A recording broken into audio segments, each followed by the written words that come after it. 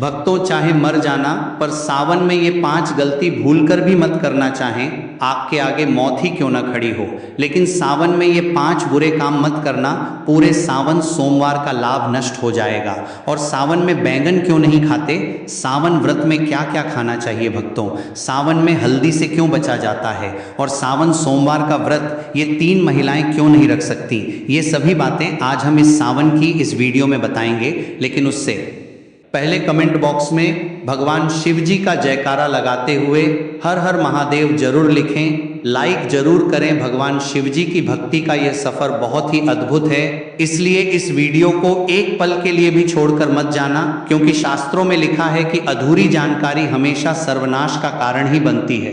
भक्तों, वर्ष 2026 में सावन का पावन महीना 30 जुलाई दिन गुरुवार से प्रारंभ होकर 28 अगस्त तक रहेगा। ये महीना भगवान शिवजी और माता पार्वती की उपासना के लिए अत्यंत शुभ और मंगलकारी माना जाता है। इस वर्ष सावन के दौरान कुल 4 सोमवार व्रत पड़ रहे हैं, जिनका विशेष धार्मिक महत्व है। पहला सावन सोमवार व्रत 3 अगस्त को मनाया जाएगा, दूसरा सोमवार 10 अगस्त को, तीसरा 17 अगस्त को और सावन का चौथा तथा अंतिम सोमवार व्रत 20 अगस्त को होगा। सावन का समापन 28 अगस्त 2026 को हो रहा है, जो कि रक्षाबंधन का पर्व है। इसी दिन बहनें अपने भाइयों की कलाई पर रक्षा सूत्र यानी राखी बांधकर भाई बहन के अटूट प्रेम और विश्वास के त्योहार को मनाएंगी। सावन का पहला दिन यानी 30 जुलाई भगवान श्री हरि विष्णु की कृपा प्राप्ति के लिए भी बहुत दुर्लभ और शुभ संयोग लेकर आ रहा है। पौराणिक मान्यताओं के अनुसार सावन के पूरे महीने में शिव भक्त शिवलिंग पर जल और बेलपत्र अर्पित करके सुख समृद्धि, सौभाग्य और दीर्घायु का आशीर्वाद प्राप्त करते हैं। ये समय सुहागिन महिलाओं के लिए अखंड सौभाग्य के नियमों का पालन करने और मंगला गौरी व्रत के माध्यम से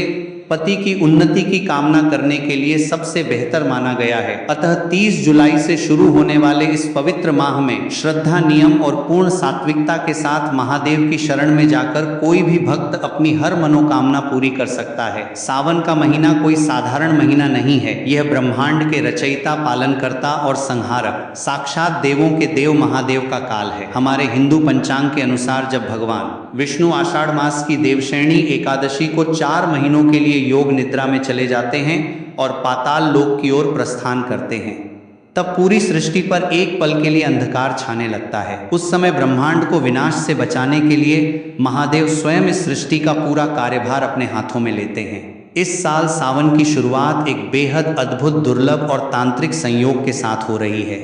इस बार जितने भी सावन सोमवार PRH रहे हैं, वे सभी अपने आप में तंत्र मंत्र और अघोर शक्तियों को समेटे हुए हैं। शास्त्रों में लिखा है कि सावन के सोमवार का व्रत रखने से इंसान के 7 जन्मों के संचित पाप भस्म हो जाते हैं। जो कुंवारी कन्याएं इस व्रत को रखती हैं, तो उनकी कुंडली के सारे ग्रह दोष शांत हो जाते हैं और उन्हें साक्षात शिव जैसा ही वर प्राप्त होता है। जो विवाहित महिलाएं इसे रखती हैं, तो उनके सुहाग पर आने वाली अकाल मृत्यु और यमराज की छाया भी दूर भाग जाती है। लेकिन याद रखिए, सावन सोमवार की पूजा जितनी सरल और मनमोहक दिखती है, इसके अदृश्य नियम उतने ही कड़े, खतरनाक और भयानक हैं। यदि कोई व्यक्ति बिना नियमों को जाने, केवल समाज को दिखाने के लिए या अहंकार में यह व्रत रखता है, तो उसे पुण्य की जगह महादेव के तीसरे नेत्र के क्रोध का सामना करना PRH सकता है। शिवलिंग पर जल चढ़ाने का वह भयानक सच जो कोई नहीं बताता। जब हम सावन के महीने में शिव मंदिर जाते हैं, तो हमारी आदत होती है कि हम जल का लोटा लेकर सीधे शिवलिंग की तरफ द्वार पड़ते हैं। लेकिन यहीं पर लोग अपने जीवन की सबसे बरही, आत्मघाती और विनाशकारी गलती कर बैठते हैं। बहुत से लोग मंदिर के अंदर बने नल, कुएं या शिवालय के प्रांगण में लगे हुए वाटर फिल्टर से ही जल भर लेते हैं और उसे शिवजी पर चढ़ा देते हैं। शास्त्रों के अनुसार यह घोर अपराध और वर्जित कर्म माना गया है, जिसे पराया जल या चोरी का जल कहा जाता है। मंदिर का जल केवल वहां के पंडित, पुजारी या उस प्रांगण में रहने वाले सेवादारों के लिए होता है, क्योंकि वो मंदिर परिसर ही उस पुजारी का घर होता है। यदि आपका घर मंदिर की सीमा से बाहर है, तो आपको हमेशा अपने घर की रसोई से, अपने घर के मटके या शुद्ध जल पात्र से तांबे, चांदी या पीतल के लोटे में जल भरकर ही मंदिर जाना चाहिए। इसके पीछे का सबसे बड़ा आध्यात्मिक और वैज्ञानिक रहस्य यह है कि जब आप अपने घर से जल लेकर पैदल या किसी माध्यम से शिव मंदिर की ओर निकलते हैं, तो रास्ते भर आपके घर की नकारात्मक ऊर्जा, आपके परिवार की बलाएं, पितरों का कष्ट और आपके शरीर की बीमारियां उस जल के भीतर समाने लगती हैं। वह जल आपके सारे कष्टों को अपने भीतर सोख लेता है। जब आप उस जल को शिवलिंग पर अर्पित करते हैं तो महादेव आपके उन कष्टों को स्वीकार करके उन्हें अपने गले के विष की तरह भस्म कर देते हैं।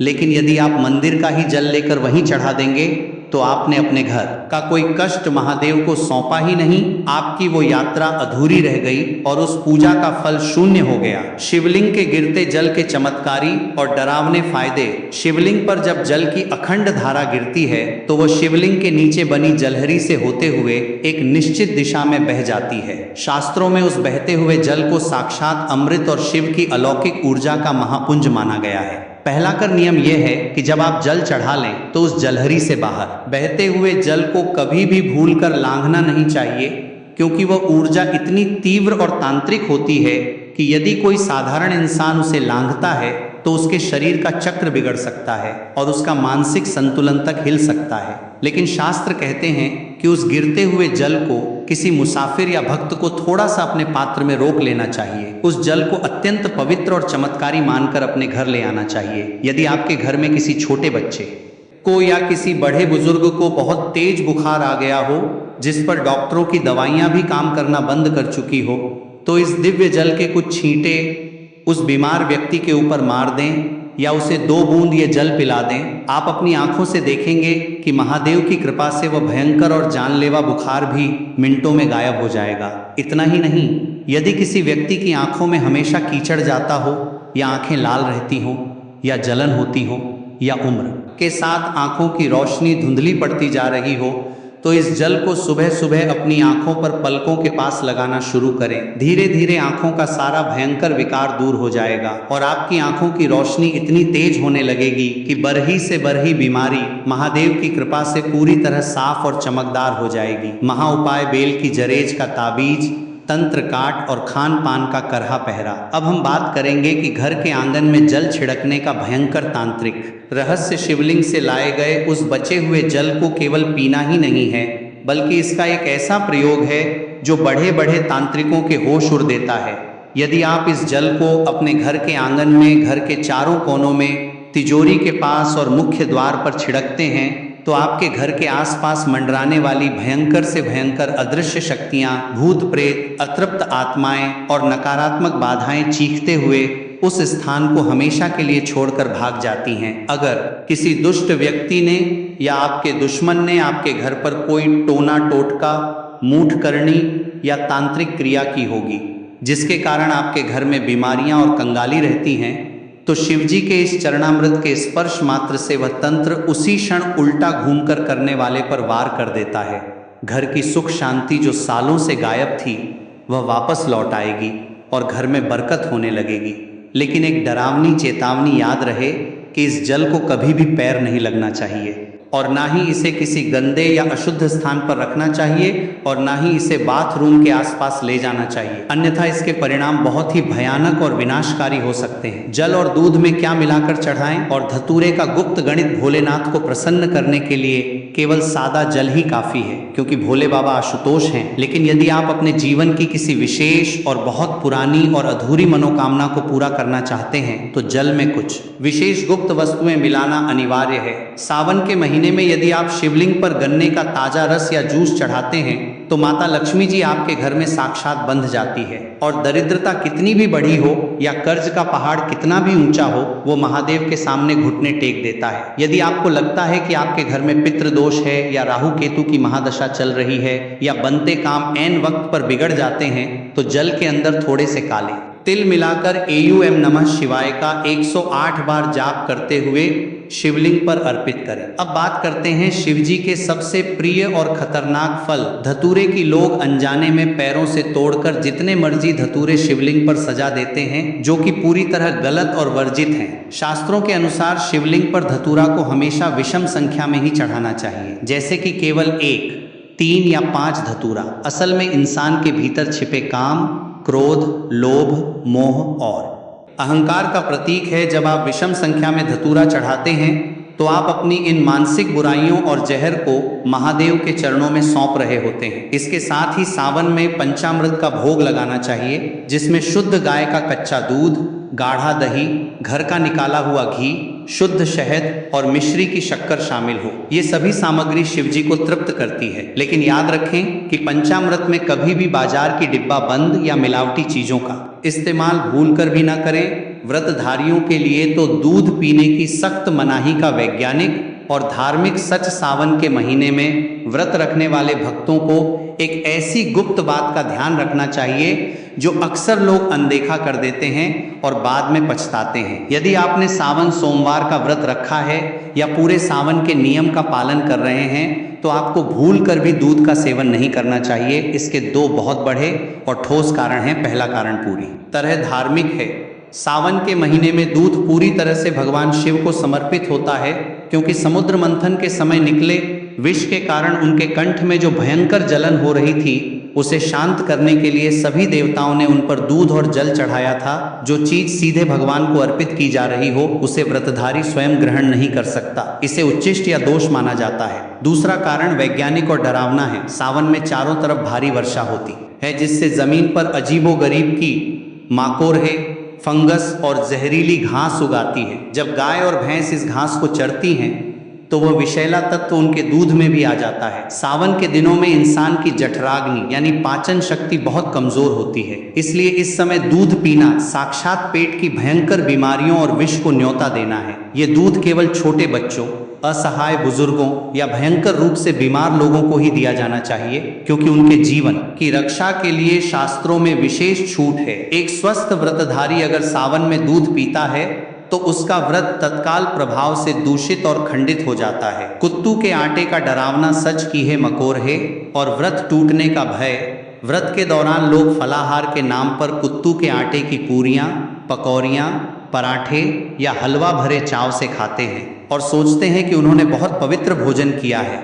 लेकिन क्या आपको पता है कि बाजार में मिलने वाले कुत्तू के आटे में एक ऐसा डरावना रहस्य छिपा है जो आपके व्रत को पूरी तरह नष्ट करके आपको नर्क का भागी बना सकता है। कुत्तू का आटा काफी समय पहले पीसकर बोरियों में बंद करके रखा जाता है, जिसके कारण नमी पाकर उसके भीतर बहुत ही बारीक, सूक्ष्म और छोटे छोटे कीड़े मकोड़े पैदा हो जाते हैं, जिन्हें बिना गौर किए नग्न आंखों से देखना नामुमकिन सा होता है। यदि आप बाजार से पैकेट या खुला आटा लाकर बिना उसे अच्छी तरह जांचें और बिना बहुत बारीक छलनी से छाने सीधे तेल में तलकर इस्तेमाल कर लेते हैं, तो अन्न जाने में आप उन सैकड़ों जीवित जीवों और कीड़ों को भी पकाकर खा जाते हैं। शास्त्रों में साफ साफ लिखा है कि व्रत के दौरान यदि आपके पेट में एक भी कीड़ा या जीव चला गया, तो वो मांस भक्षण यानी मांस खाने के बराबर माना जाएगा। जैसे ही आपने अनजाने में भी उस मांस रूपी को खाया, तो आपका व्रत उसी क्षण पूरी तरह टूट गया और आपको व्रत के पुण्य की जगह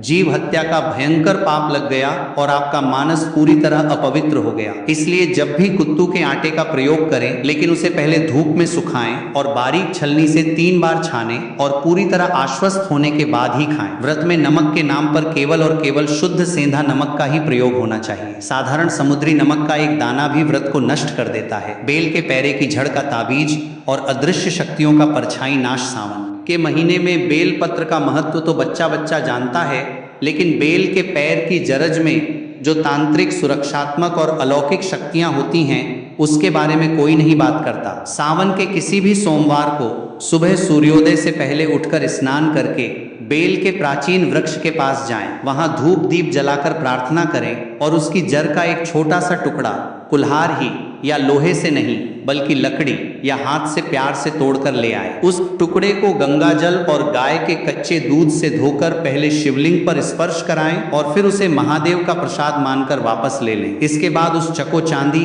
तांबे या पीतल के किसी ताबीज के अंदर भरकर काले या लाल धागे की मदद से अपने गले में या दाहिनी बाजू पर बांध लें। ये कोई साधारण लकर ही नहीं रह जाती, ये साक्षात महादेव का त्रिशूल और सुरक्षा कवच बन जाती है। इस ताबीज को पहनने के बाद दुनिया का कोई भी ओझा तांत्रिक, कोई भी बुरी नजर, मूठ, भूत प्रेत, डाकनी, शाकिनी या हवा में घूमने वाली नकारात्मक शक्ति आपके आसपास भी नहीं भटक सकती। यदि आपको रात में डरावने सपने आते हैं, अचानक छाती पर वजन महसूस होता है या आपको लगता है कि आपके ऊपर किसी ने कुछ टोना कर दिया है, तो ये JRH उस पूरी बला को अपने भीतर सोख लेगी।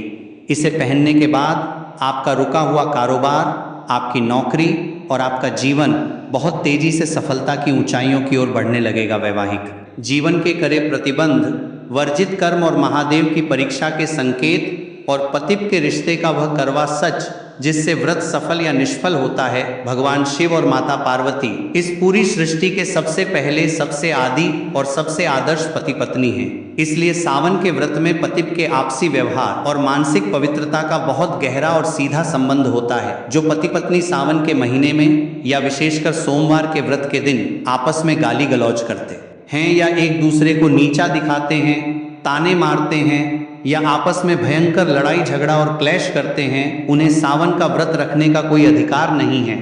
यदि ऐसी अशांत स्थिति में आप भूखे रहकर व्रत रखते भी हैं तो महादेव आपके उस व्रत को कभी स्वीकार नहीं करते। आपका भूखा रहना केवल एक शारीरिक प्रताड़ना और नाटक बनकर रह जाता है और आपके पुण्य की सारी ऊर्जा उसी क्षण नष्ट हो जाती है। शास्त्रों के अनुसार देवी देवता हमेशा पतिप के प्रेमपूर्ण जोड़े की सामूहिक सकारात्मक और ऊर्जा से ही प्रसन्न होते हैं। यदि आपका पति आपसे प्यार से बात करके या आपकी सहमति से आपको खुश रखकर किसी काम के सिलसिले में नौकरी पर या विदेश गया है तो पत्नी घर पर रहकर पूरी निष्ठा से व्रत रख सकती है। लेकिन यदि दोनों के बीच भयंकर क्लैश हुआ है, पत्नी रोते हुए और पति को गाली देते हुए अपने मायके जाकर बैठ गई है और वहां सावन का व्रत रख रही है, तो वह व्रत पूरी तरह निष्फल है। कोर्ट मैरिज और अधूरी शादी वाली महिलाओं के लिए शास्त्रों का करह निषेध। आज के आधुनिक और पाश्चात्य युग में बहुत से युवा कोर्ट में जाकर कागजों पर दस्तखत करके शादी कर लेते हैं और समाज में उसे ही अपना पूरा विवाह मान लेते हैं। लेकिन सनातन शास्त्रों, वेदों और हिंदू धर्म के अनुसार कोर्ट मैरिज एक पूरी तरह अधूरा और केवल कानूनी विवाह है, धार्मिक नहीं।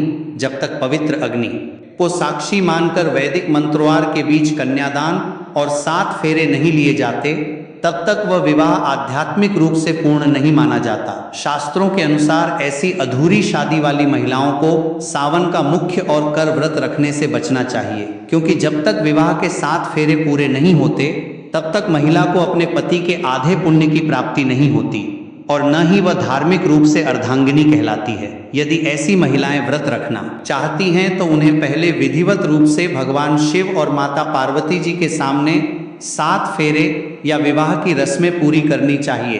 तभी उनका व्रत पूर्ण रूप से फलदायी माना जाएगा और उन्हें सौभाग्य की प्राप्ति होगी। कुंवारी कन्याओं और विवाहित महिलाओं के लिए शिवलिंग स्पर्श का रहस्यमयी नियम। सावन के महीने में कुंवारी कन्याएं मनचाहा और संस्कारी वर पाने के लिए और शादीशुदा महिलाएं अपने पति की लंबी उम्र तथा अखंड सौभाग्य के लिए व्रत रखती हैं। लेकिन यहाँ भी एक बहुत बड़ा और सख्त नियम है जिसे हर महिला को जानना बेहद जरूरी है। कुंवारी कन्याओं को पूजा करते समय भूलकर भी शिवलिंग का सीधा स्पर्श नहीं करना चाहिए। इसके पीछे का रहस्य बहुत ही गहरा है। शिवलिंग साक्षात महादेव की निराकार, अनंत और अत्यंत तीव्र ऊर्जा का केंद्र है। कुंवारी कन्याओं का शरीर और उनकी आंतरिक ऊर्जा इस तीव्र ब्रह्मांडीय प्रभाव को सीधे संभालने के लिए तैयार नहीं होती, जिससे उनके जीवन में अनजाने में मानसिक अशांति या स्वास्थ्य संबंधी समस्याएं आ सकती हैं। कुंवारी कन्याओं को हमेशा माता पार्वती की मूर्ति या शिवलिंग के नीचे बनी जलहरी का स्पर्श करना चाहिए और दूर से ही जल अर्पित करना चाहिए। इसके विपरीत जो महिलाएं विवाहित हैं, जिनका वैदिक विवाह पूर्ण हो चुका है, वे शिवलिंग का स्पर्श कर सकती हैं, उसे अपनी उंगलियों से चंदन भी लगा सकती हैं और उसकी अच्छे से सेवा कर सकती हैं। इन नियमों का पालन न करने से पुण्य की जगह दोष लग जाता है। सावन में मिलने वाले वो डरावने संकेत जो बताते हैं कि महादेव आपसे प्रसन्न हैं। जब आप पूरी निष्ठा कर, नियमों और शुद्ध अंतःकरण के साथ सावन का व्रत रखते हैं तो महादेव आपकी परीक्षा भी लेते हैं और साथ ही साथ आपको कुछ ऐसे दिव्य और अलौकिक संकेत देते हैं जिन्हें देखकर कोई भी साधारण इंसान डर के मारे कांप उठेगा। यदि सावन के महीने में अचानक आपके घर के भीतर बेडरूम में या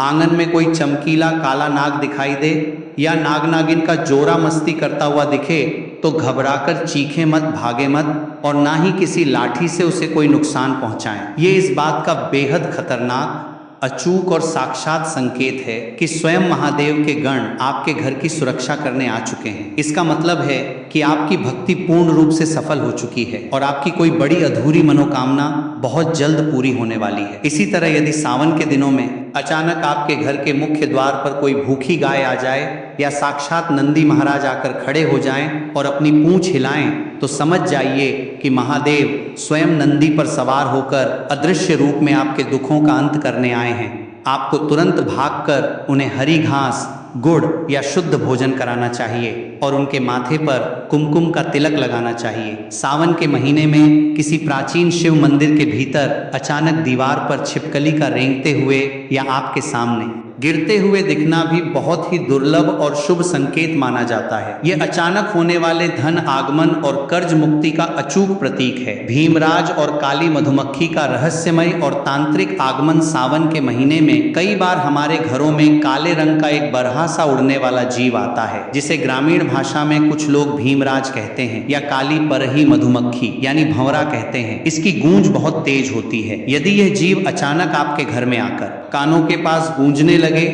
या आपके पूजा घर में रखे दीपक के आसपास चक्कर काटने लगे, तो डरकर उसे मारे नहीं। यह साक्षात माता दुर्गा के ब्राह्मणी रूप के आगमन का संकेत है। शास्त्रों में भंवरे और काली मधुमक्खी को माता ब्राह्मणी और मां दुर्गा का दूत माना गया है। इसका घर में आना इस बात का अकाट्य प्रमाण है कि आपके घर पर जो भी भयंकर तंत्र मंत्र, मूठ नजर, दोष या अलावला मंडरा रही थी, उसे माता दुर्गा के दूतों ने स्वयं भस्म कर दिया है और अब आपके घर में सुख, समृद्धि, वैभव और असीम शांति का वास होने वाला है। महादेव को 56 भोग या सोने चांदी के बर्तनों की आवश्यकता नहीं है। वे तो केवल सच्चे भाव और जल के भूखे हैं। लेकिन जब आप अपनी श्रद्धा से उन्हें भोग लगाते हैं तो आपको शास्त्रों में लिखी सही विधि का पता होना चाहिए। सावन में शिव जी को कभी भी बाजार की मिलावटी, केमिकल युक्त या खोए की कृत्रिम मिठाइयों का भोग न लगाएं। यदि आप बर्फी का भोग लगाना चाहते हैं तो वो घर पर शुद्ध दूध से बनी खोए की होनी चाहिए और भूल कर भी उसमें चांदी का वर्क नहीं लगा होना चाहिए, क्योंकि चांदी का वर्क बनाने की प्रक्रिया में कई बार अशुद्ध और वर्जित चीजों का प्रयोग होता है जो महादेव को क्रोधित कर सकता है। शिव जी को दही का भोग लगाना अत्यंत शुभ माना गया है। खासकर सावन के तपते और उमस भरे मौसम में दही पूरी तरह से ताजा होना चाहिए। खट्टा खमीर उठा हुआ या बासी दही शिवलिंग पर चढ़ाने से घर में क्लेश और बीमारियां बढ़ती हैं। पंचामृत बनाते समय दूध, दही, घी, शहद और मिश्री को एक निश्चित पवित्र अनुपात में मिलाएं और उसे तांबे के बर्तन में कभी न रखें। तांबे के पात्र में दूध या दही रखने से रासायनिक प्रतिक्रिया होती है और वह पंचामृत जहर के समान एसिडिक हो जाता है, जिसे शिवलिंग पर चढ़ाना पाप है। पंचामृत के लिए हमेशा पीतल, चांदी, कांसे या मिट्टी के पवित्र पात्र का ही प्रयोग करें। समुद्र मंथन और हल्लाहल विष की वह पौराणिक कथा जिससे कांप उठी थी पूरी सृष्टि, सावन के इस पावन, अलौकिक और डरावने एपिसोड के अंत में आइए सुनते हैं वह अमर पौराणिक कथा जिसे सुने या पढ़े बिना सावन का कोई भी व्रत, सोमवार की पूजा या उपवास कभी पूरी तरह फलदायी नहीं हो सकता। सतयुग के दौरान जब देवताओं और असुरों के बीच अमृत की चाह में ऐश्वर्य और अमृत प्राप्ति के लिए क्षीर सागर में समुद्र मंथन किया जा रहा था, तब मंदराचल पर्वत को मथानी और नागराज वासुकी को रस्सी बनाया गया था। एक तरफ देव थे और दूसरी तरफ दानव। मंथन की उस तीव्र और भयंकर प्रक्रिया से अचानक समुद्र के भीतर से एक गहरा, काला, खौफनाक और अत्यंत विनाशकारी धुआं निकलने लगा। ये कोई साधारण धुआं नहीं था, ये साक्षात हलाहल नाम का महाविष था, जो ब्रह्मांड का सबसे खतरनाक जहर था। उस विष की गर्मी और जहरीली लपटें इतनी खतरनाक थीं कि तीनों लोकों के प्राणी तरह तरह कर मरने लगे। देवताओं के मुकुट पिघलने लगे, वनस्पति सूखने लगी और असुरों का दम घुटने लगा और पूरी सृष्टि महाविनाश की कगार पर खड़ी थी। जब ब्रह्मा और विष्णु जी के पास भी इसका कोई रास्ता नहीं बचा तो सभी देवता और आशी मुनि चीखते चिल्लाते हुए कैलाश पर्वत की ओर भागे और महादेव के चरणों में गिर पड़े। सृष्टि को इस निश्चित महाविनाश से बचाने के लिए देवों के देव महादेव ने उस खतरनाक हलाहल विष की उबलती हुई धारा को अपनी अंजलि में लिया और उसे पीने लगे। लेकिन वह विष इतना भयंकर था कि यदि वह महादेव के पेट में चला जाता तो उनके पेट के भीतर समाई पूरी सृष्टि और जीव जंतु उसी क्षण नष्ट हो जाते।